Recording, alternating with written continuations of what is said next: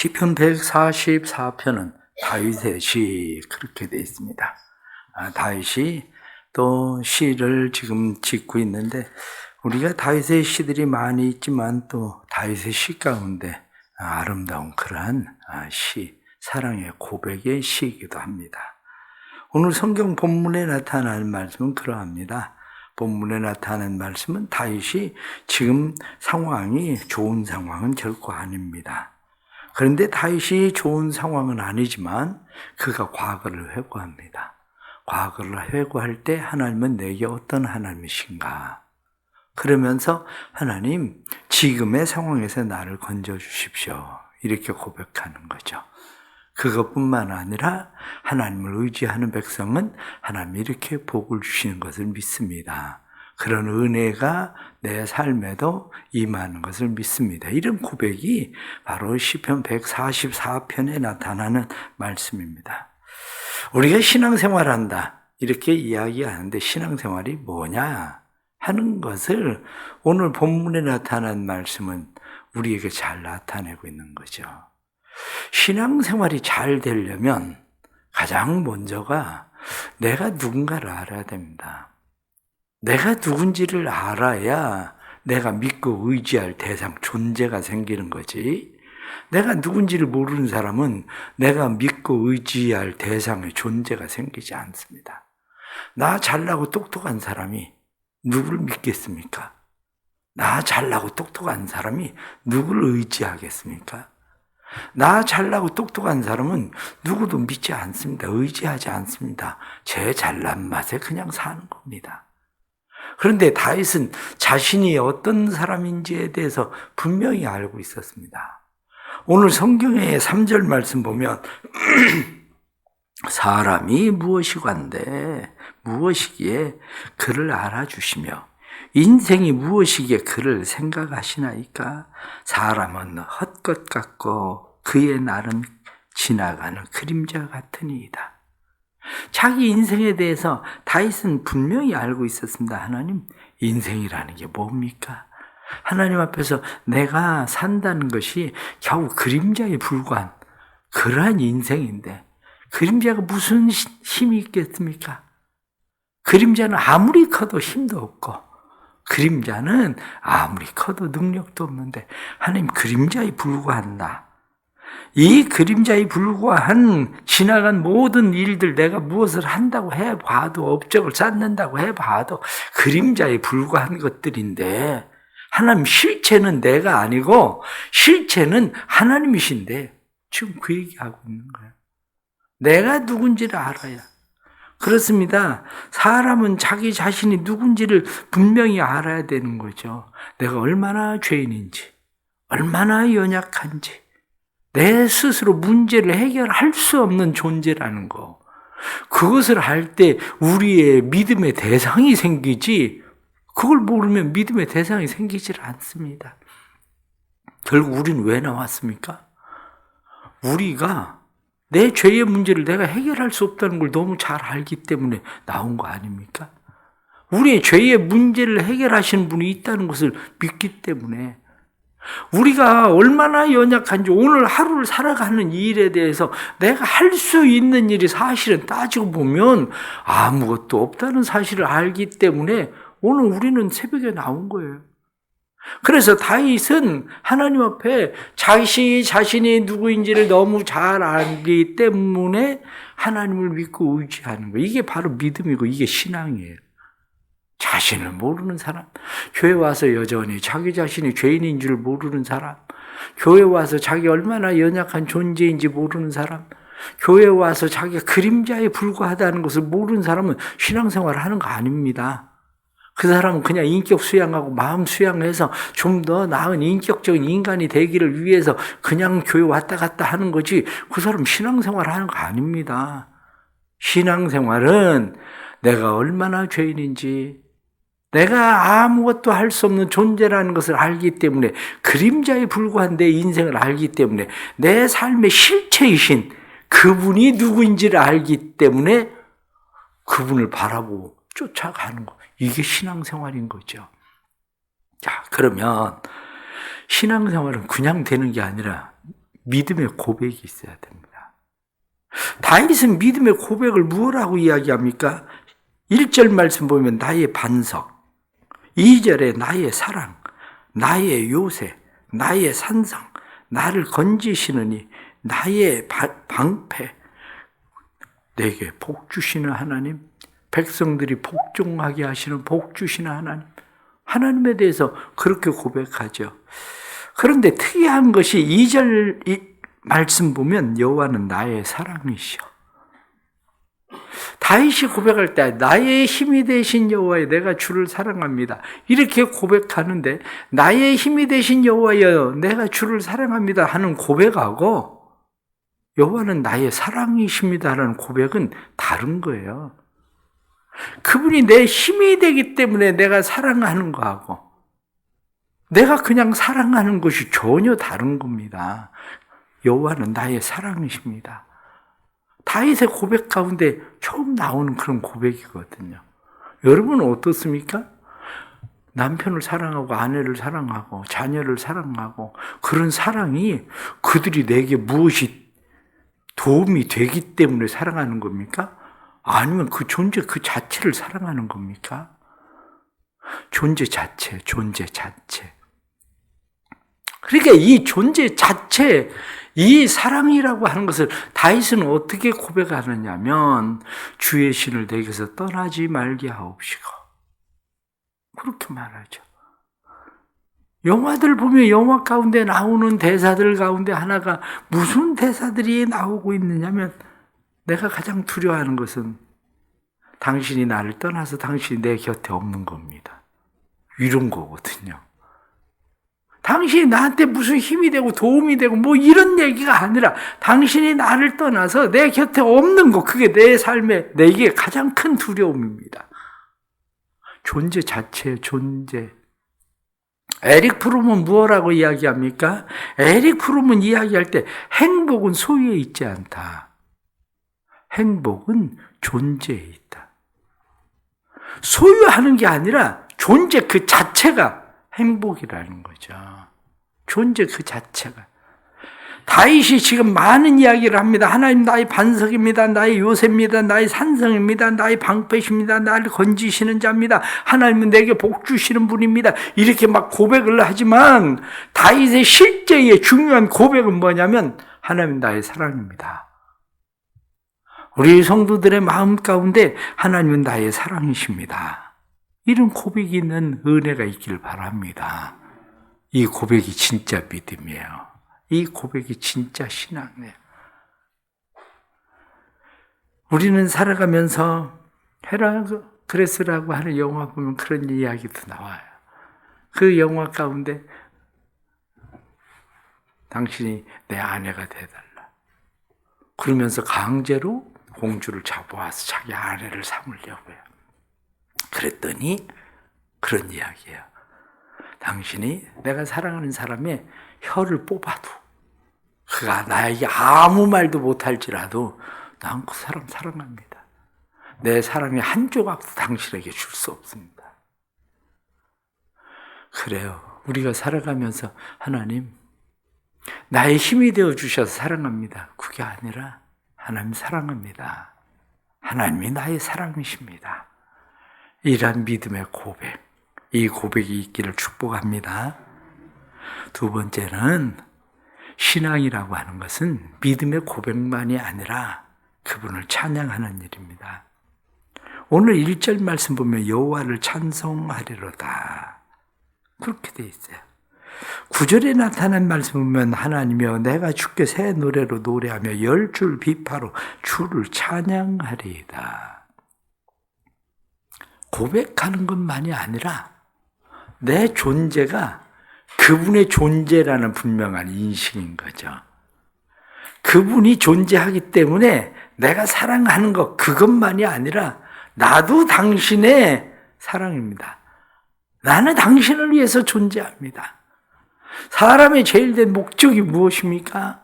사람의 제일 된 목적은 하나님의 영광을 위하여. 그래서 사도 바울은 고백할 때 내가 먹든지 마시든지 살든지 죽든지 그리스도를 존귀하게 하기 위해서 산다. 우리의 삶이 그거거든요. 하나님을 존귀하게 하기 위해서, 하나님을 영화롭게 하기 위해서, 하나님, 나는 당신을 위해서 존재합니다. 나는 당신의 것입니다. 이게 신앙인 거죠. 신앙이라고 하는 것은 내가 하나님 앞에 무엇을 얼마나 큰 일을 많이 하느냐, 사실 그게 그렇게 중요하지 않습니다. 내가 하나님에 대해서 하나님이 나한테 어떻게 해주시기 때문에 내가 하나님 사랑합니다, 이렇게 얘기하는 게 아니라, 하나님, 내가 그냥 하나님 사랑합니다, 이렇게 고백하는 것처럼 내가 하나님을 위해서 어떤 일을 얼마나 많이 하느냐가 중요한 게 아니라, 하나님, 나는 당신의 소유입니다. 하나님, 나는 그냥 당신을 위해서 존재할 뿐입니다. 그게 바로 우리가 살아가는 중요한 이유죠. 그게 신앙인 겁니다. 오늘도 하나님을 위해서 존재할 수 있는 은혜가 있기를 바랍니다.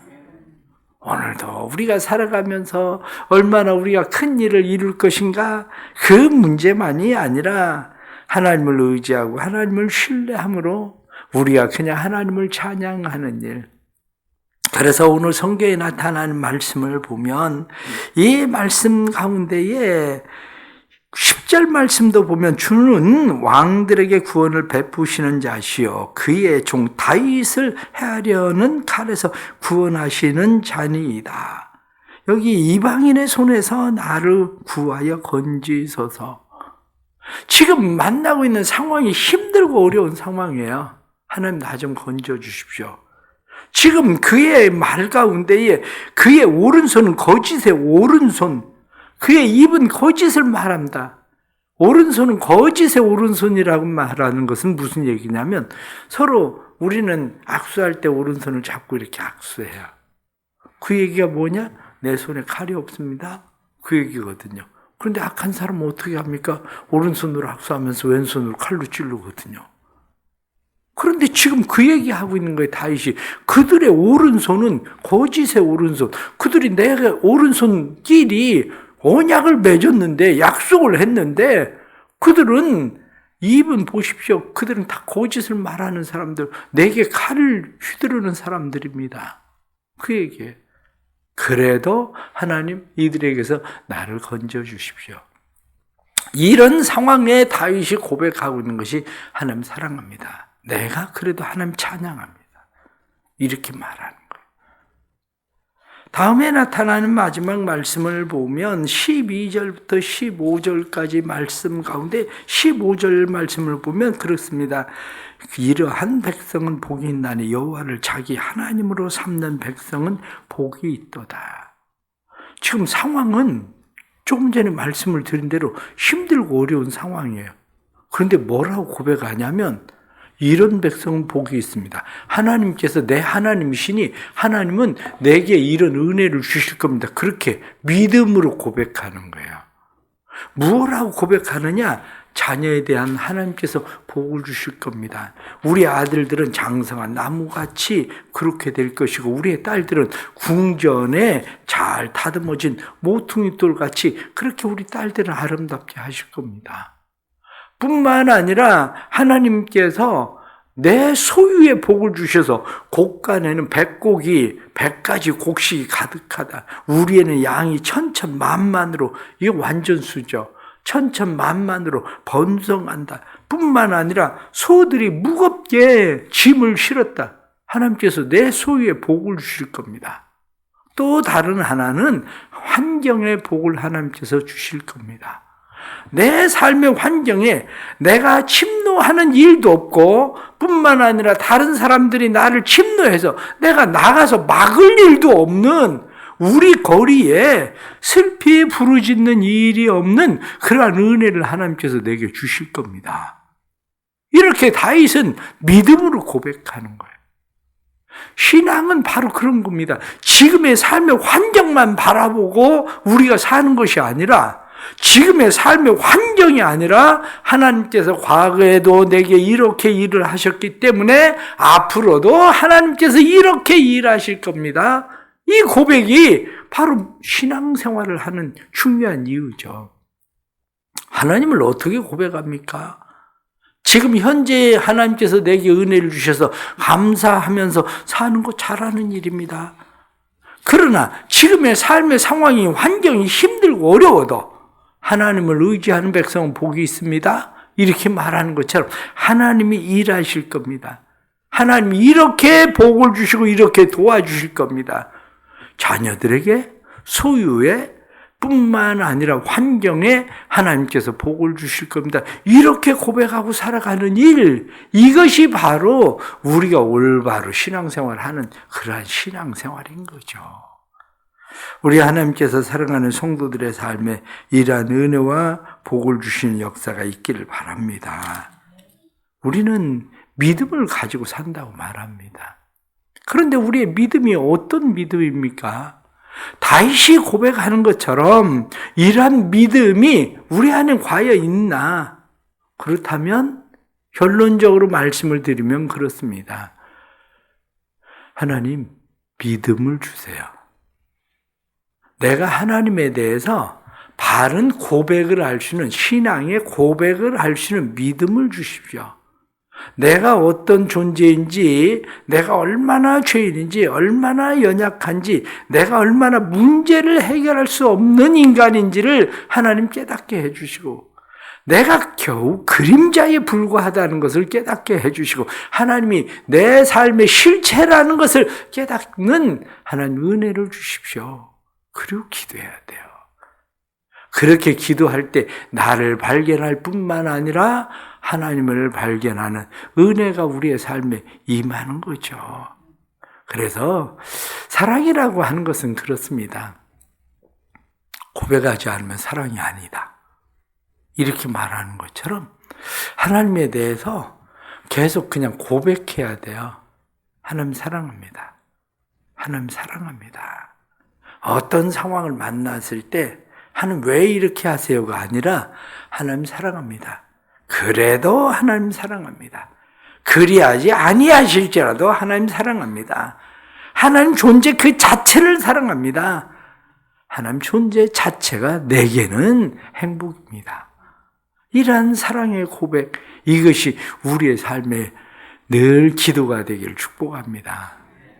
우리가 하나님 앞에 기도해야 되는 오늘의 새벽의 기도, 하나님 복 있는 백성 되게 해주세요. 말로만 복 있는 백성이 아니라 진짜 하나님이 내 삶의 실체가 되는 복 있는 백성 되게 해주세요. 내 자녀들에게 하나님 은혜 베풀어 주십시오. 내 소유에 은혜 베풀어 주십시오. 내 환경에 은혜 베풀어 주십시오. 종종 사람들은 그런 얘기합니다. 하나님 앞에 그렇게 기도하는 거 기복적인 거 아니야? 자꾸 그런 얘기를 하는데 제가 분명하게 말씀을 드립니다. 기복신앙 아닙니다.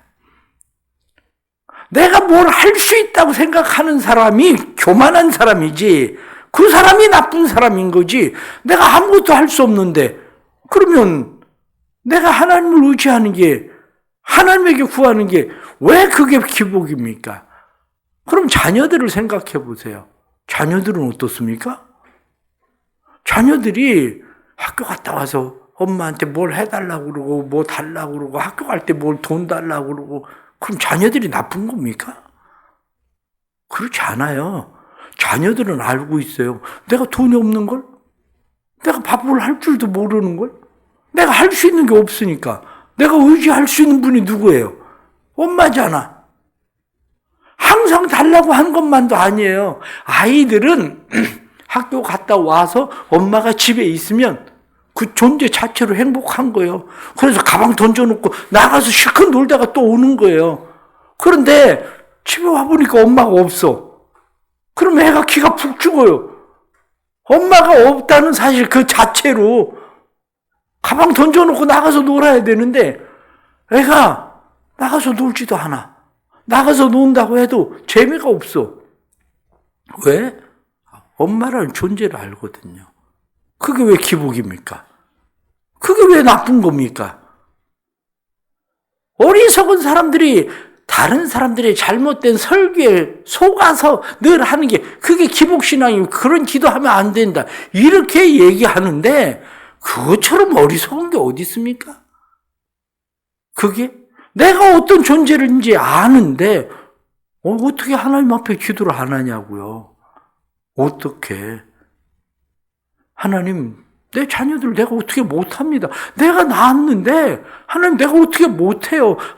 하나님이 내 자녀들 장성한 나무처럼 궁전에 잘 다듬어진 돌처럼 하나님 만들어주세요. 하나님 내가 농사를 아무리 잘 짓고 내 소유가 말씀에 나타나는 것처럼 곳간에 넘치게 하고 싶어도 하나님이 도와주시지 않으면 쌀 한 톨 하나 내가 건질 수가 없습니다. 하나님 도와주세요. 내 곳간에 백곡이 100가지 곡식이 가득하게 하나님 은혜 주세요. 하나님 내 삶 속에 내가 나가서 막을 일도 없고 나를 침노하는 사람도 없도록 하나님이 막아주셔야지. 아니 내가 그 사람들 마음으로 어떻게 움직입니까? 그 사람들이 나를 공격하겠다는데 그럼 내가 어떻게 하겠어요? 하나님 그 사람들이 나를 공격하지 못하게 해주세요.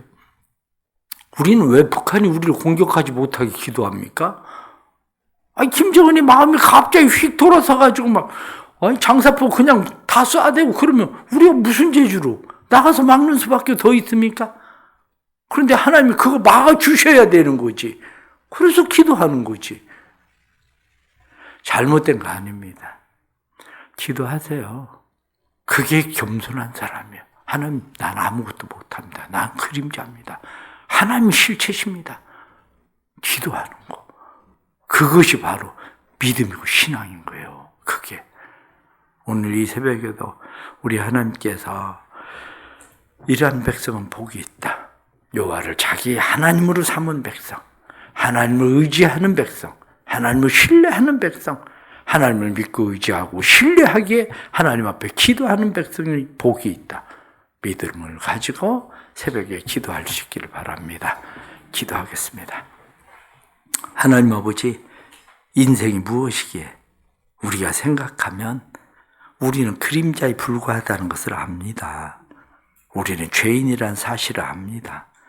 우리가 문제를 해결할 수 있는 능력이 없다는 사실도 압니다. 하나님 도와주옵소서. 그러기에 우리는 하나님을 믿고 의지하고 신뢰합니다. 그러나 우리에게 분명한 것은 하나님이 도와주셔야만 하나님이 나의 하나님이 아니라 여호와여, 여호와는 나의 사랑이십니다. 고백함으로 하나님을 그냥 존재 자체로 사랑합니다. 하나님이 존재 자체로 나에게 의미와 행복과 가치가 있습니다. 하나님 도와주옵소서. 사랑하는 성도들이 새벽에 나와서 기도합니다. 하나님을 자기 하나님으로 삼은 백성은 복이 있다 하고 말씀하신 대로 하나님 복 있는 백성 되게 하여 주옵소서. 하나님이 우리의 삶의 실체가 되게 해 주옵소서. 자녀들 우리가 낳았지만 자녀들을 우리 힘으로 어떻게 하겠습니까?